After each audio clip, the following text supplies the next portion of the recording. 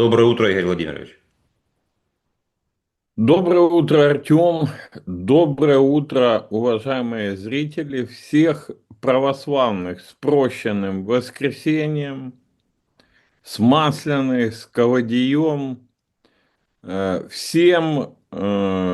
всех хотел бы попросить прощения, кого обидел специально или не специально. И э, Бог прощает, и я прощаю тех, кто делал зло мне.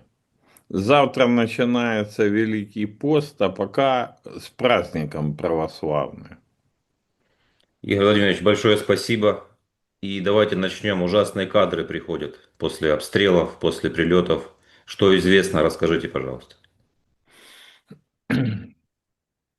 Киев, Киевская область, энергетическая инфраструктура. Параллельно пострадал жилищный фонд, пожаров много. Э, Прилетело к дому Дмитрия Разумкова. Мгм. Учитывая то, что происходило и произошло с Валерием Залужным, агропредпринимателем Владотурским, я бы на месте политиков, особенно тех, которые занимают критическую позицию в отношении самозванца с Банковой, я бы поостерегся во время ракетных атак находиться у себя дома. Насколько я понимаю, Дмитрия там, ну, с семьей не было. Но это не только его касается, это в общем. Потому что режим звереет. Если режим раньше расчетливо подобные вещи исполнял, то сейчас это может быть эмоционально и так далее. Э, Фактически этот удар демонстрирует несколько вещей. Первое. Э, На мирных переговорах, если не крест, то, по крайней мере, долгая пауза. Даже если они ну, произойдут скоро, то имеется в виду долгая пауза до хотя бы какого-то решения. И второе, ППО. Нам хвастались во время там прошлых воздушных атак количеством сбитых ракет, шахедов. Сегодня мы опять видим, что ППО дырявое. Давайте затронем еще Львов. Взрыв во Львове.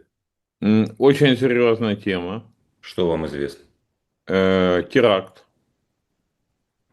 Теракт был подготовлен таким, я так понимаю, было несколько мест для теракта. Избрано в центре Львова, вызвали полицию.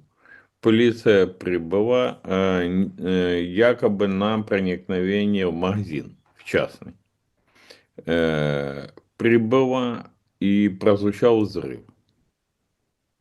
Прибыла вторая патрульная, и опять на этом же месте, ну, звучит взрыв. 15 раненых, один погибший. Погибла женщина полицейский. Да, молодая, Э, 23 года. да, сочувствие нашей семье и всем близким, родным. Ну и был еще один взрыв, но там уже полиция понимала, что и как может развиваться, поэтому жертв удалось избежать. В районе СИЗО был взрыв.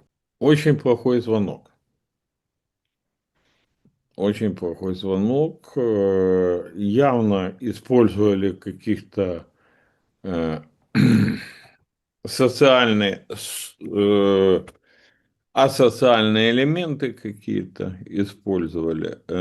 Явно вербовка, явно понятно все.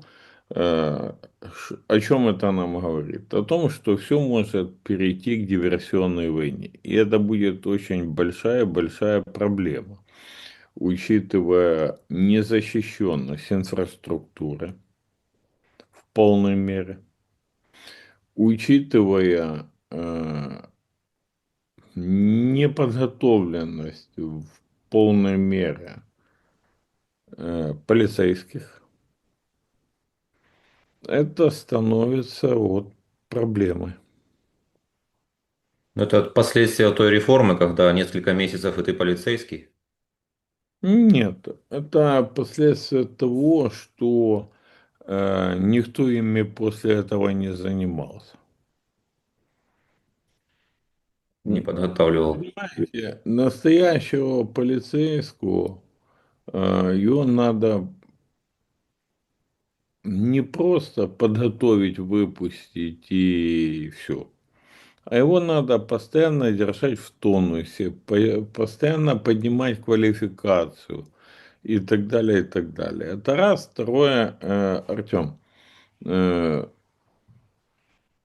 если ну вот, э, когда все попиарились на реформе, потом вообще перестали пределять внимание им, и полицейские плавно превратились в советского мусора. Вот вам ответ. Тут даже не в реформе, еще раз скажу, проблема, а в том, что ну, этим надо последовательно заниматься. А если этим не заниматься, то вот вам результат. И это, ну, этот случай во Львове, это не как раз не прокол этих полицейских. Это результат продуманности, слаженности исполнителей теракта.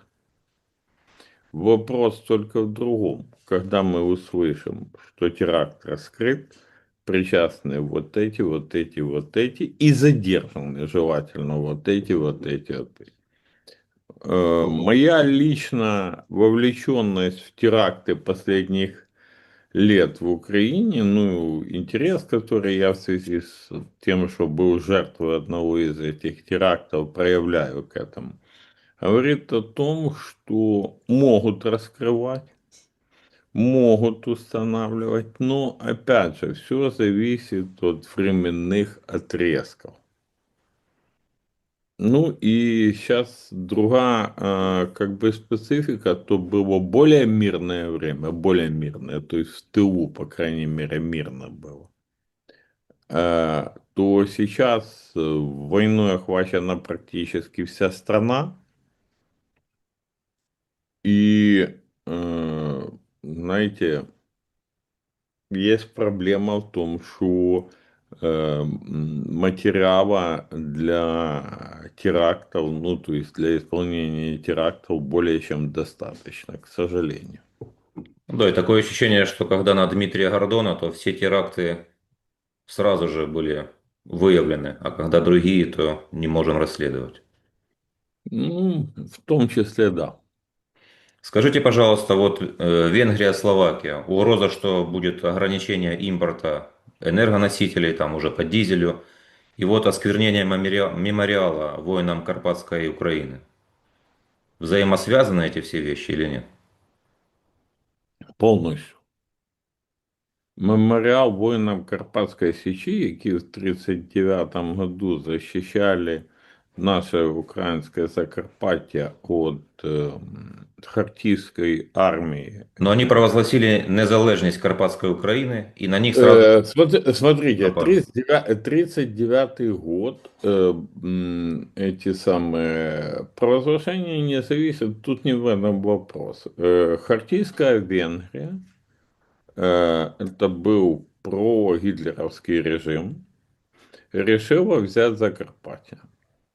В этот период на этой территории была провозглашена независимость, появилась так называемая Карпатская Украина, Карпатская Сечь, типа вооруженное формирование, и в 1939 году происходили бои между украинцами и э, хартийскими подразделениями, Карпатская Сечь упала и так далее.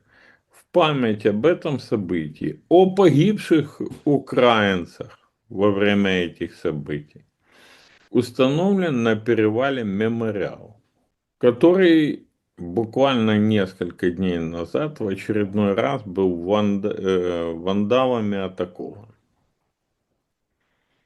Сделала это третья сторона, возможно. Сделала это Венгрия, навряд ли. Там такое, понимаете, какой-то у меня сюрреализм. Почему? Потому что мемориал украинцам, а исписан он антивенгерскими тезисами, гаслами, непонятной символикой. Такое впечатление, даже, ну, я бы сказал, третья сторона провокацию, ну, устроила, так, ну, ее по-другому делали, наоборот бы там венгерскими, ну, девизами какими бы исписали. Ну, то есть вообще абсолютно непонятная ситуация. Либо какой-то городской сумасшедший, который из себя что-то, ну, а его использовали. Либо перевелись у нас люди, которые разбираются в том, что они даже делают. И исторически, и по-другому. Э, Мы можем делать большой экскурс, там рассуждать, все. Венгрия давно... Экономическое давление, вот Словакия, Венгрия. Смотрите, Венгрия давно не хартистка. Венгрия член Европейского Союза. Да. Э, Путин, это известно уже, это проговаривали и дипломаты, в 22 году предлагал Польше, Венгрии, Румынии поделить Украину. Эти страны, которые являются странами Европейского Союза, ну, естественно, отказались от этого. Владимир Зеленский смог превратить эти страны, если не во врагов, как Венгрию, то, как в случае с Польшей, очень жесткие и иногда довольно прохладные, ну, взаимоотношения. Это за 4 года. И неизвестно, как они ответили бы Путину сейчас, ну, эти страны. Экономическое давление, энергоносители, оно будет. Потому что не получается играть. Вы хотите получать дешевые энергоносители через эти страны, ну и из этих стран, в кредит их получать, и вы атакуете эти страны. Так не бывает, так не работает и работать не может. Ну, я так понимаю, еще нефтепровод «Дружба» отказали мы восстанавливать и запускать. Да. Как вам выступление Орбана? Ясное дело, предвыборное, можно и лишнего сказать. Вот он упомянул Каю Каллас, сравнил ее там с Наполеоном, с Гитлером. Просто предвыборная идет и как бы немножко Да, это занесло. избирательная кампания в Венгрии, она усиливается, усиливается. А, И мы услышим еще многие высказывания разных политиков, к которым мы не готовы. ну да, еще 2 месяца у них. Как сейчас соотношение, может, вы знаете, примерное процентное, кто лидер? Партии находятся рядом, близко. М, Многие отдают все-таки победу Фиде Орбана. Ну и оппонент, либерал, он довольно тоже имеет большой процент. Он пользуется поддержкой в Будапеште. И я думаю, что в Будапеште либералы победят. Но в то же время Венгрия в большинстве своем поддерживает партию Орбана. Ну, это ситуация приблизительно как в Польше. Мэр Варшавы стабильно либерал, ну а парламент колеблется.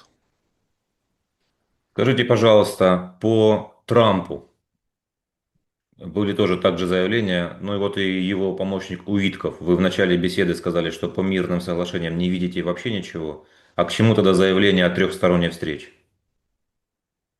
А это же не означает, что она чем-то закончится. А вы думаете, реально даже может состояться? Ну, во-первых, не факт, что она состоится. Ну, единственный вариант встретиться Зеленскому с Путиным не в Москве, это если о встрече где-то по приглашению Трампа будет договорено Дональдом Фредовичем. Но не факт, что на это вообще согласится Путин, а второе не факт, где он на это согласится. И потом не факт, что в том месте согласится Зеленский. Вот. Ну, довольно такая та самая история. Ну, Ну, тем не менее, возможно, это Аляска-2 будет, но оптимистически можно даже ждать. То есть, если такие лидеры ну, я бы встречаются, не разделял такой оптимизм, как у вас. Знаете, жить, конечно, лучше Артем оптимизмом. Но я думаю, что надо прагматически, в том числе, на эти вещи смотреть. да. У Трампа внутри ситуация.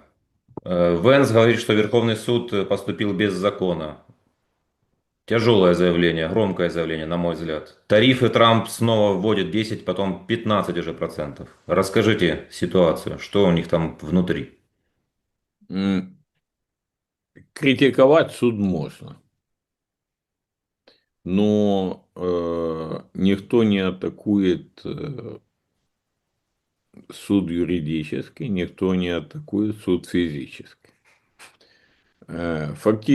Фактически дальнейшие действия с переназначением тарифа, ну, под другой формулой и вывеской, демонстрируют то, что решение суда Трамп и его администрация приняли. Да, раскритиковали, да, политически выступили против, да, нашли какой-то обходной, ну, момент, но в то же время вот так вот. Посмотрим. А Иран? Игорь Владимирович, Трамп, Иран. Ну, я повторюсь, я считаю, что Трамп не будет втягиваться в военную авантюру в Иране. Давить? Да. Принуждать? Да. Вести жесткие переговоры? Да. Шантажировать? Да. Но проводить военную операцию, ну, это не в его интересах. Если он в это вяжется, и это не будет молниеносная операция, а она не будет молниеносна в случае с Ираном, то это нанесет политически внутри США непоправимый урон и трампистам в целом, и Трампу лично. Вышло интервью большого друга Украины Бориса Джонсона. Возможно, несколько тезисов вы уже слышали. Он говорит, что можно было избежать, оказывается, вторжения, если бы мы были активнее. Немножко, наверное, привирает. Смотрите, Борис Джонсон – это демон современной Украины. Вот, он говорит, можно было избежать вторжения. Но почему Британия и США, которые тогда возглавлял Байден, палец о палец не ударили, чтобы остановить агрессию. Да, не предупреждали, это факт. Да, Зеленский знал, ну, да, Зеленский играл, э, что типа ничего не будет, это запугивание Запада. Хотя сам знал, что будет. Да, Зеленский во многом, но ни Британия, ни США ничего не сделали, чтобы избежать войну. Более того, делали все, чтобы бриты втянуть в войну. Сам лично Борис Джонсон принимал прямое и непосредственное участие в срыве стамбульских переговоров. Я ответственность за их срыв кладу на Зеленскую, на украинскую сторону, потому что никто же не обязывал слушать Джонсона. Кто такой Джонсон? Можно послушать, а сделать по-своему, если вы по-настоящему независимая страна. А если вы британская колония, ну тогда вот 4 года кушайте кровавый завтрак, обед и ужин и не обляпайтесь. Как же независимо, если 90 миллиардов евро, может быть, подмораживаются, и нас уже пугают тем, что проблема будет с соцвыплатами. Но и глава Укрпочты говорит, что давайте соцвыплаты отменим, все на работу, все восстанавливать Украину. Ну, глава Укрпошты, надо провести аудит, провести расследование. И он себе, ну, вы слышали это заявление, я не помню сумму, в районе 700 тысяч у него там не хватает ему на жилье. Ну, после вычета у него 900 минус налоги, он 700. Ему стыдно за такую зарплату. Он говорит, что он... Ну, я думаю, что в Лукьяновском СИЗО э, там хватит меньшей суммы на проживание. Ну, посмотрим, да.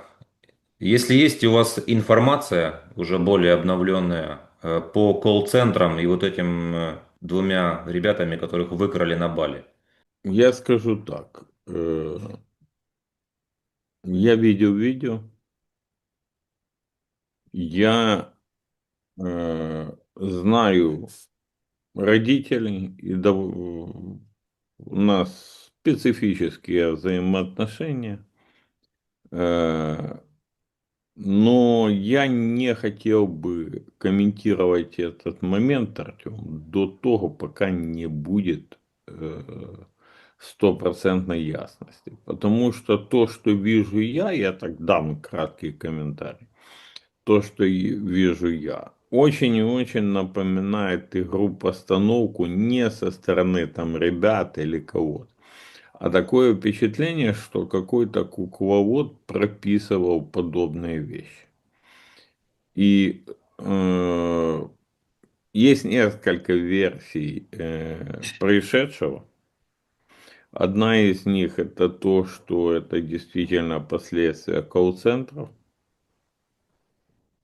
А вторая, что возник конфликт с какими-то представителями кавказских криминальных кругов на Бали. И уже это выходило как последствия конфликта. Давайте я перефразирую, чтобы вы, может быть, без комментариев. Почему официально наша Украина, там консульство, МИД ничего не заявляет? По моей информации занимаются. То, что не дают информацию, ну, давайте чуть подождем. По моей информации занимаются силовики. Ну, и я так понимаю, в том числе с помощью МИДа. Один парень якобы сбежал, второй жизнь и судьба под вопросом. Игорь Владимирович, поступают новые новости, к сожалению, уже во Львове 24 человека пострадавших. Увеличивается количество. Давайте затронем, уже завершая, вы посетили хоккейный матч, Олимпийские игры, результат нашей сборной. Вчера был, к сожалению, случай на шорт-треке, когда американская спортсменка сделала маневр, это понесло падение, и польской спортсменке коньком возле глаза был порез. Там страшно много крови тоже, ну, такой случай, спорт. Как вы поделитесь эмоциями? Нашей сборной и хоккеем. Ну, давайте про дух Олимпиады, праздник. Э, Скажу вам, хоккейный матч вчера за бронзовые награды между командой Финляндии и командой Словакии был феерическим. Закончился со счетом 6-1 в пользу финнов. Э, Свободные места на трибунах были, но довольно мало. Э, Было много зрителей. Игра была действительно по спортивному, по олимпийскому, такая борьба жесткая, это самое, то Драки есть были? были стычки, но в пределах не было чернухи, не было чернухи. Значит, э, мне понравился и игра, и организация, и подход, все. Теперь, что касается нашей сборной. Это самый худший результат за историю независимой Украины. Я считаю, что представители Национального олимпийского комитета, его руководства и всех, кто связан с подготовкой олимпийской сборной, должны уйти в отставку. Это мое четкое понимание, это последствия неподготовленности спортсменов. И многие начинают списывать на войну. Есть ли отбиток войны на отпечаток войны на этом всем? Есть, есть. Но лучше бы отказались и не участвовали, чем участвовать с таким позором, с которым прошла наша сборная, это самое высокое 6-е место. Да. Э, Отдельно хочу сказать, вот в последний раз скажу уже, выскажусь по поводу поступка Гераскевича. Это приговор как раз. Это приговор, этот поступок. Во-первых, этот поступок, я убежден, был прописан до Олимпиады, и был прописан на улице Банковой. Сценарий был нарисован. Доказательством этому есть то, да вы, кстати, Артем, доказательство этому, потому что отказ Гераскевича от интервью еще до начала Олимпиады говорит о том, что к чему-то кто-то готовился и боялись, ну, давая интервью, выйти за рамки и тому подобное. Значит, я считаю, что Гераскевич имел право на поступок. Но если он спортсмен и ставит спорт выше всего и хочет достичь, и на этом э, патриотическая позиция, правильно, мое мнение, была бы такая. Победа на Олимпиаде и посвящение медалей погибшим коллегам-спортсменам. Тогда стоило бы стоя аплодировать, склонять голову, ну и так далее. А отказ от участия, фактически провоцирование, да, этого самого скандала и дисквалификации, это пиаростия и не больше. И у меня прямой вопрос к Гераскевичам обоим. Когда будет распределено больше 800 тысяч долларов, собранных ими на этом хайпе, между семьями спортсменов, чьи портреты были на шлеме? Да, сейчас огромный хайп, большой запрос, миллионы, сотни комментариев. с этим Это не вопросом. хайп, это запрос Да, общества. просто я имею в виду хайп. Обществу Почему? Потому что надоело, что их юзают. ответа Понимаете? нету. Ответа нет. Вот что возмущает людей. Ответа нету. Пока. Это, да, пока. Это вот такой вопрос. Теперь еще, если мы за спорт заговорили, играет новыми красками история Данила Колесника. Да, Значит, футболист. да, футболист, который вступил в конфликт с ТЦК, защищая от бусификации соседа.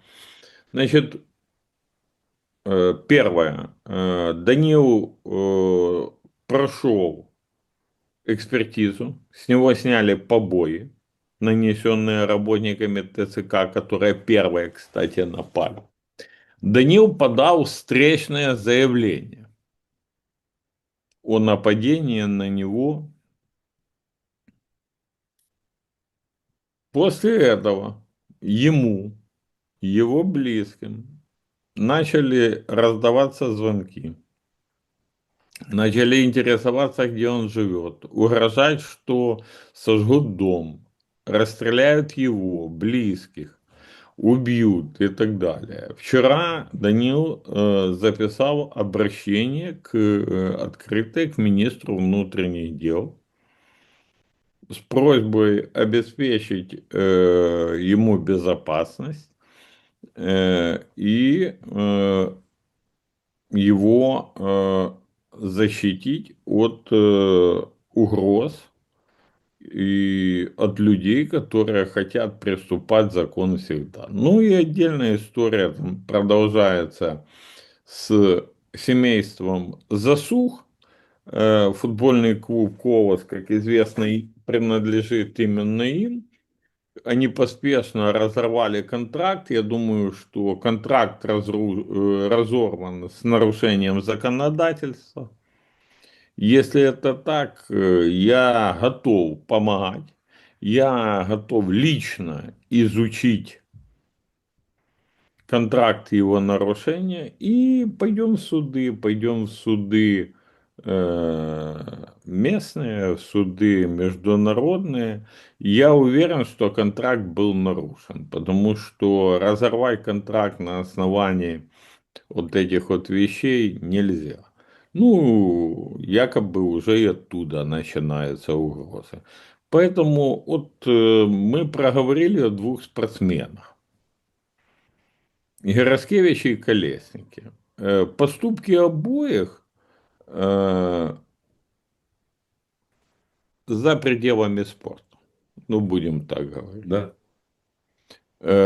Но вот один устроил пиаростию, а второй методически борется за права свои, и многие люди высказывают поддержку, потому что понимают, что он становится символом борьбы с беспределом.